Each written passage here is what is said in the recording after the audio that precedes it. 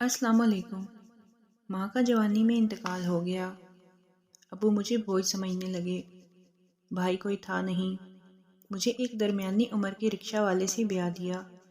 मेरे तो गलियों में सहेलियों के हमरा खेलने के दिन थे। जब मुझे मालूम हुआ कि अब खाना भी पकेगा और मिठाई भी आएगी, तो पेट भरने और नया जोड़ा मिलने के तसव्वुर से बेहद खुश हुई और खुशी खुशी चंद दिन पेट भरकर खाना खाया।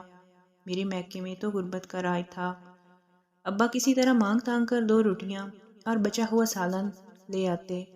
वही रात गुजारने के लिए काफ़ी था। खैर, मुझे शादी के फ़ौरन बाद पता चला कि मैं माँ बनने वाली हूँ। शौहर का रिक्शा ख़राब हो गया और वो घर बैठ गए।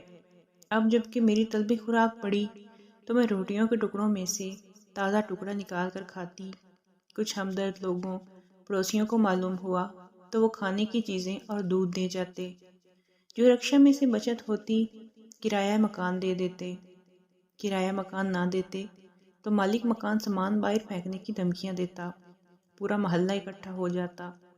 मेरे दुखों में इजाफा हुआ और मैंने कई बार मरने के बारे में सोचा। सोच सोच कर जहन माउफ हो जाता कि कैसे गुजारा करूं। अभी एक बच्चे का बोझ नहीं संभाला जा रहा था कि दूसरी बच्ची पैदा हो गई, जिसे मेरे एक बे औलाद रिश्तेदार ने गोद ले लिया।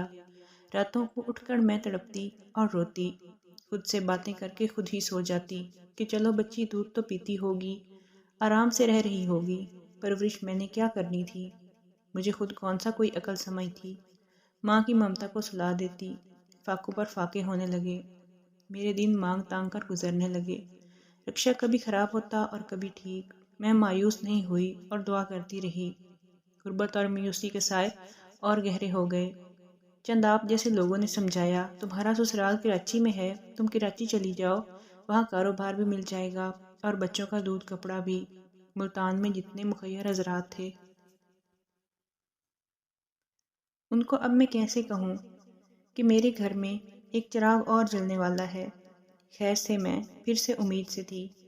उसके हालात जानने के बाद मैंने और दोस्तों ने वहीं बैठे सोचा कि इनको कोई ये बताने वाला नहीं कि तुम्हें बहुत से लोग पनाह देते, घर भी रहने को देते, लेकिन अब ये जो फैमिली में इजाफा दर इजाफा हो रहा है, इसके ज़िम्मेदार लोग हैं, डॉक्टर्स हैं या तुम और तुम्हारा मियाँ।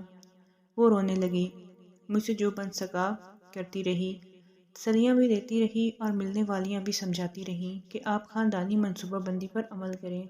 वो कहती, मैंने सुना था कि जो रूह इस दुनिया में आती है, खुदा उसके खाने और परवरिश की जिम्मेदारी भी ले लेता है, लेकिन मैं अपनी हालत का जिम्मेदार किसे ठहराऊं?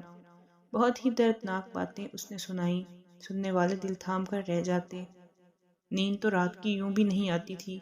हम जैसे हसास लोग पता नहीं क्या क्या तवक्कुआत रखते हैं। कई तरह के ख्यालात जहन में आते, ये कर दें वो कर दें। मुझ हकीर से जो बन सका किया, मगर उसे तो दवाएं भी चाहिए, कपड़े भी चाहिए, दूध, अच्छी ग़िज़ा, सब चाहिए।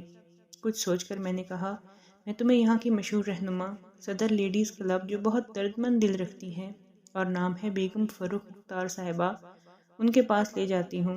तुम 1-2 साल जब तक तुम्हारा बेटा बड़ा नहीं हो जाता उसकी सरपरस्ती में रहो। वहाँ सब तरह की पनाह मिलेगी। शौहर आपके किसी सराय में रह लें। इस तरह मेरी कुछ दोस्त और अजीज़ भी रखने को तैयार हैं। अचानक उसके आंसू बंद हो गए और कहानी भी ख़त्म हो गई। हमने सोचा किसी का सर्वेंट क्वार्टर खाली हो तो उसे वहीं जगह दिलवा देते हैं। वो बिल्कुल खामोश थी। हम समझे राज़ी हो गई है। वो दिन और आज का दिन वो लेडीज़ पार्क में कभी नहीं आई। बस मेरे पास उसका फ़ोन नंबर मौजूद है। अल्लाह पाक से दुआ करती हूँ कि उसके मसाइल कम हो जाएं।